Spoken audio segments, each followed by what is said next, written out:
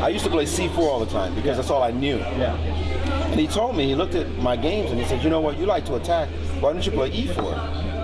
And I said, I mean, E4, there's a lot of theory behind E4, man. That's rough. Going in there, you got to know a lot of theory. And he did the exact same thing. I guess it was his MO. He looked at me. He walked. He was in a hotel. He walked to the other side of the hall and stared at a wall. So what the hell is he doing over there? Right? Then he turned around, came all the way back. He looked right in my eyes and he said, sometimes you just have to bite the bullet.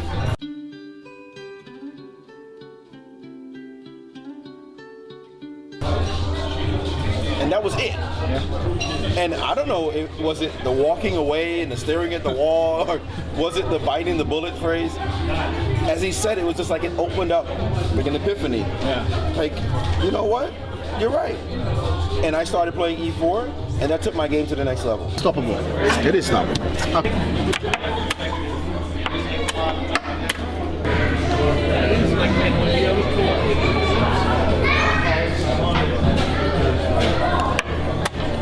Really?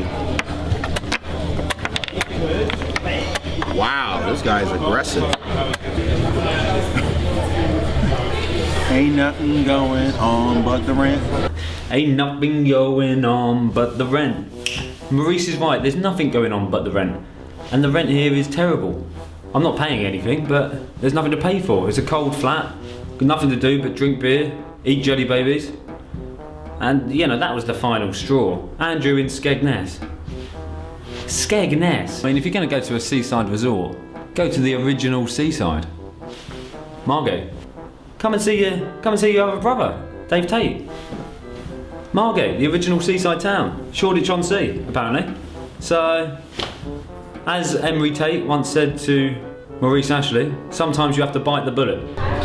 Sometimes you just have to bite the bullet. I didn't start playing E4, but what I did do is book myself a taxi. So first thing tomorrow morning, I'm back Tate side. And you might need to take some time to think about this. What annoys you most in the world? And I do mean most, because things do annoy you. Since being on this journey, I've only sort of heard you express love for Jeremy Kyle, Homes Under the Hammer, once. Judge Judy's good as well. Judge Judy? That's new. Okay, let's go up. Judge Judy doesn't take shit. She's a fucking G. Okay. What about Judge Rinder? Where do you stand on Judge Rinder? He's a dickhead. He's not 1% as smart as Judge Judy. He's just a little homo chatting shit. Fuck him. Judge Judy's much better. Go on, so what annoys you most in the world, Mr. Andrew Tate? You know what? That's a difficult question, because I don't think many things, although I rant and I complain and I get angry, like I've tried to explain before, I'm most happy when I'm angry. I love to complain. So it's how do things actually genuinely annoy me if I enjoy being annoyed? It's so maybe you know?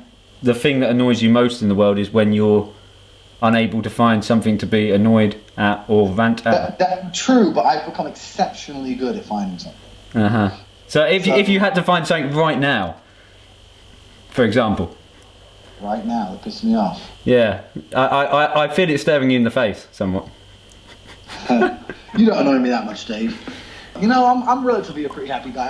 Things don't really annoy me that much. I like to rant, I like to complain, but I'm happy. The more miserable I am, the happier I am. I think, yeah, nothing really pisses me off. I can't remember the last time anyone said anything that actually pissed me off. You have to understand, I get insulted at least 1,000 times a day, and I can genuinely say from the bottom of my heart, on my dad's grave, I've never once given a fuck ever.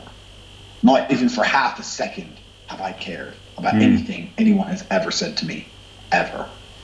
So, no response from Andrew or Tristan. Taking matters into my own hands and got myself a little private taxi all the way there. So, all expenses, using my initiative. I think the boys will be proud. First stop, the Hilton. Breakfast. Back in lovely Luton. Home sweet home. Back at the Hilton. No sign of Andrew yet.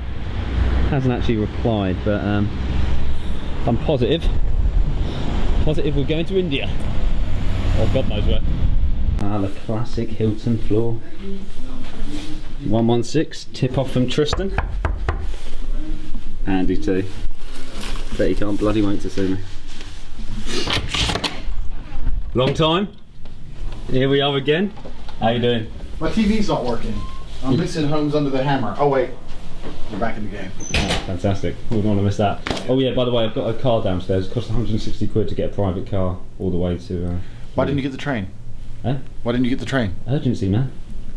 Fucking urgency. Since when have you been urgent about anything in this whole project ever? Oh, I don't know. Well, he kind of needs paying. It's Tristan downstairs. I'll tell Tristan to pay it. Nice one. Oh, good to be back, let me tell you, honestly. Yeah. Money has been tight. Anyway, we're going to China, I think. China? China, yeah. I've got things to do in China, so we're going to be going to China. No India? No India. Things change. This is how my life rolls. Every single day. This is why I have to book flights like an hour before I fly. If I know I have to do something on Friday, I think on Friday I'm going to Cyprus, for example, because that was the plan, like literally a couple days ago. Nice. And you think, oh, I'll book a flight, but you can't, because then it comes around to Friday, I've got something else to do. So on my list of 100 things to do, things have moved around, and I think my next place is China. Fantastic. When we leaving? Do you have a passport? Absolutely. International man of mystery now. Don't leave the house without one. Do you have a visa? No. Then you're probably not coming to China. You need to be invited to China. I've got some kickboxing friends there who can invite me. They sent me a letter of invitation I can take to the visa office. If you don't get a letter of invitation, I don't really know how you can get a visa. There might be a way for you to get some kind of tourist visa, but I'm not going to be waiting for you, so. So, am I, waiting till you sort the visa? I'm not sorting a visa, Dave. Yeah, I don't think you're coming to China. I'm not coming to China. You're not coming to China. But the good news is, you get to go back to Margate. I'll make sure I update my Facebook with like all the cool shit I do. Like when I get the bullet train around the whole country and I want to go to the Great Wall of China and all the temples and shit. When I'm surrounded by little Chinese girls who like, oh, Mr. Big Dick. I'll make sure I get all of it recorded. Mr. Big Dick. Mr. Big Dick, correct. Mm. You know, like if I walk around with like a bag of rice, I'm sure they'll all love me. Mm. You know, I call myself the Noodle Man, Big Noodle Man. They love noodles. This is over? Free ride's over. The Hiltons are over.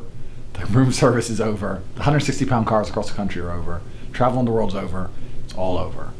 It's done. It's finished. You managed to last nearly 2 months. Congratulations. But the free ride's come to an end. Andrew, I'm sure we can sort something out. This doesn't have to be the end. I'm pretty sure this is manageable. We're millionaires. We don't have to end it like this. I'm a millionaire. Yeah, exactly. There's ways around everything. You're not a millionaire. I'm a millionaire. I'm about to get an Aston. No, I've locked the door. Fuck, he has. He's locked the fucking door. That's it. Oh, shit.